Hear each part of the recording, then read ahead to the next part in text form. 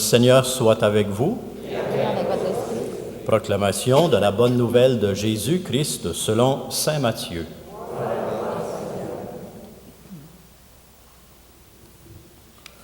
Au temps de Pâques, les 11 disciples s'en allèrent en Galilée, à la montagne où Jésus leur avait ordonné de se rendre. Quand ils le virent, ils se prosternèrent, mais certains eurent des doutes. Jésus s'approcha d'eux et leur adressa ces paroles. « Tout pouvoir m'a été donné au ciel et sur la terre. Allez donc de toutes les nations, faites des disciples. Baptisez-les au nom du Père, du Fils et du Saint-Esprit. Apprenez-leur à garder tous les commandements que je vous ai donnés. Et moi, je suis avec vous tous les jours jusqu'à la fin du monde. » Acclamons cette parole de Dieu.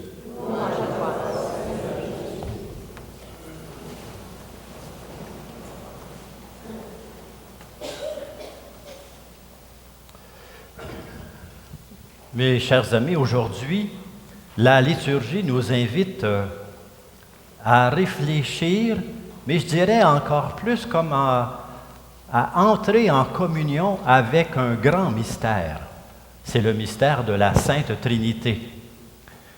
Et quand on prépare une homélie pour le dimanche de la Sainte Trinité, on est toujours devant le défi de dire, c'est un petit peu notre compréhension déjà, qu'est-ce qu'on peut comprendre de la Trinité? Alors ce matin, je ne vous invite pas d'abord à comprendre la Sainte Trinité, mais à entrer en communion avec ce grand mystère de Dieu qui est un mystère de présence, qui est un mystère d'amour, qui est un mystère de relation. La parole de Dieu nous révèle que Dieu est venu vers nous, qu'il a pris l'initiative de se faire connaître pour nous venir en aide, pour nous éclairer, mais d'abord pour être présent, pour être au milieu de nous. Et c'est la promesse que Jésus renouvelle dans l'Évangile d'aujourd'hui. Je suis avec vous aujourd'hui et tous les jours. Je suis avec vous. Le mystère de Dieu, c'est donc un mystère de présence, de communion, de relation. À travers toute la révélation, Dieu se révèle, Dieu se fait connaître. Et pour chacun d'entre nous, on peut se poser la question aujourd'hui, la question qu'on a mise à l'écran, qui est Dieu pour moi? Qui est Dieu pour moi? Devant ce mystère de Dieu, est-ce qu'on reste comme passif? Est-ce qu'on se dit simplement, je ne peux pas trop comprendre, je vais me contenter de croire? Autrefois, on disait du mystère qu'il était comme incompréhensible. Essayez pas de comprendre, c'est incompréhensible. Aujourd'hui, on dit du mystère qu'il est insondable. C'est saint Paul qui dit, lorsqu'il parle de l'amour, lorsqu'il parle de l'amour de Dieu, de la présence de Dieu, c'est un mystère insondable. Prenons un exemple. Les scientifiques aujourd'hui se penchent sur les grandes réalités de la vie. On va scruter l'infini de la création, dans l'infiniment petit puis dans l'infiniment grand. Ils n'en finissent jamais d'explorer, d'avancer, de saisir certains aspects. Ils n'en finissent jamais. Dans un microscope ou dans un télescope, dans les plus grands, dans les plus forts, dans la médecine, dans toutes les sciences. On n'a pas fini. On ne réussit jamais à atteindre les limites de la création. Si la vie, la création, est à ce point, elle aussi, insondable, alors imaginez la grandeur de Dieu. On ne sera jamais capable de saisir toute la réalité de Dieu. Non pas parce que c'est incompréhensible, parce que c'est d'une richesse trop grande, trop profonde, trop infinie. On n'aura jamais fini. Mais il faut garder la soif de connaître mieux. Il faut garder la soif de communier davantage.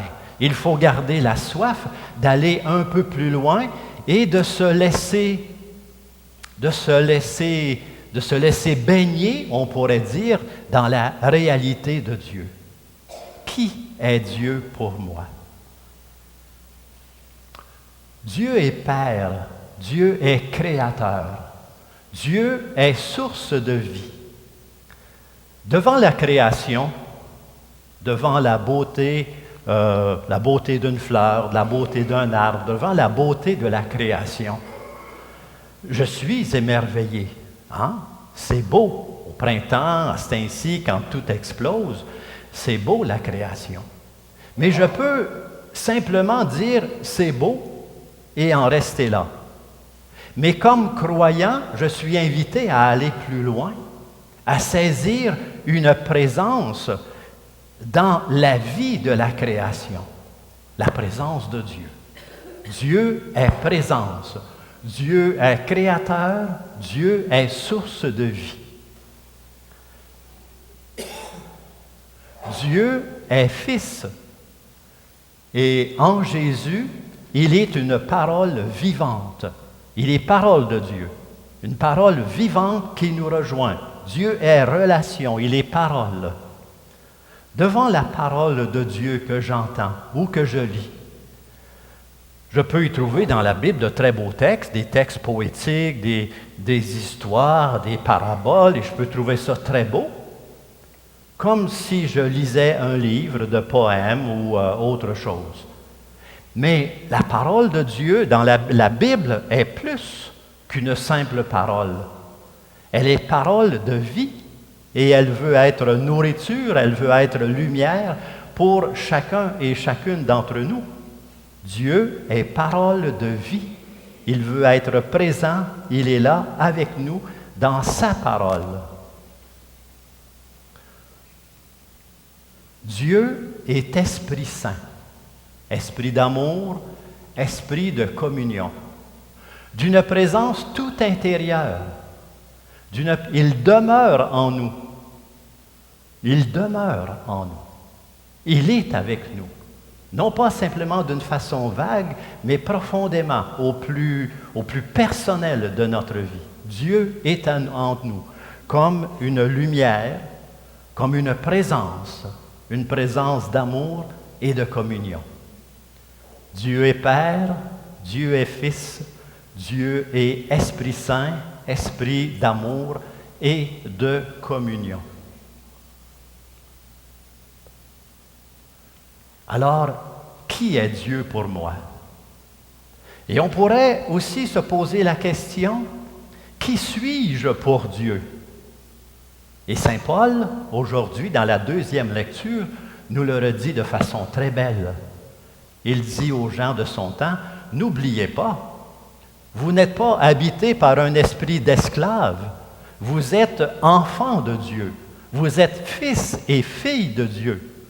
Prenez-en conscience, comme c'est beau, comme c'est important. Nous sommes importants aux yeux de Dieu. Et c'est important de saisir, de prendre conscience de cette réalité-là. En terminant, je vous raconte une petite anecdote que j'ai déjà racontée. Vous savez, à un certain âge, je suis rendu quand même, un certain âge, et puis on peut des fois accepter de se répéter dans nos histoires. Mais c'est une petite histoire que je trouve tellement savoureuse, et elle nous parle tellement de ce que Dieu veut être dans chacune de nos vies. C'est l'histoire, j'étais chez une de mes sœurs, et sa fille et sa petite-fille étaient là. La petite-fille, c'était un bébé de presque 1 an ou un petit peu plus. Elle commençait à parler. Et elle avait découvert le beau mot de « maman ». Et là, elle rencontrait tout le monde, elle étendait les bras avec des yeux rayonnants, puis elle disait « maman ».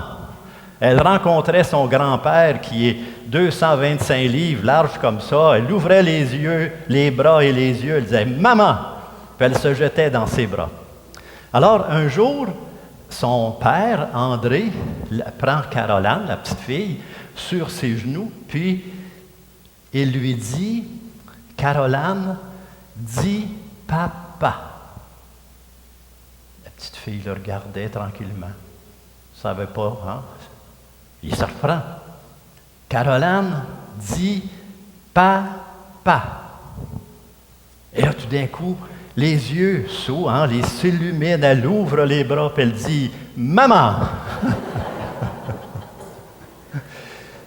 Un peu plus tard, elle a dit « Papa aussi. » Et je pense que dans notre foi, on est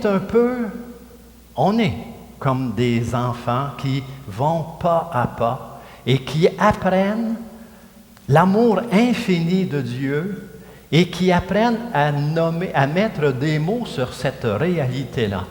La présence est importante, la parole est importante et la présence intérieure est importante.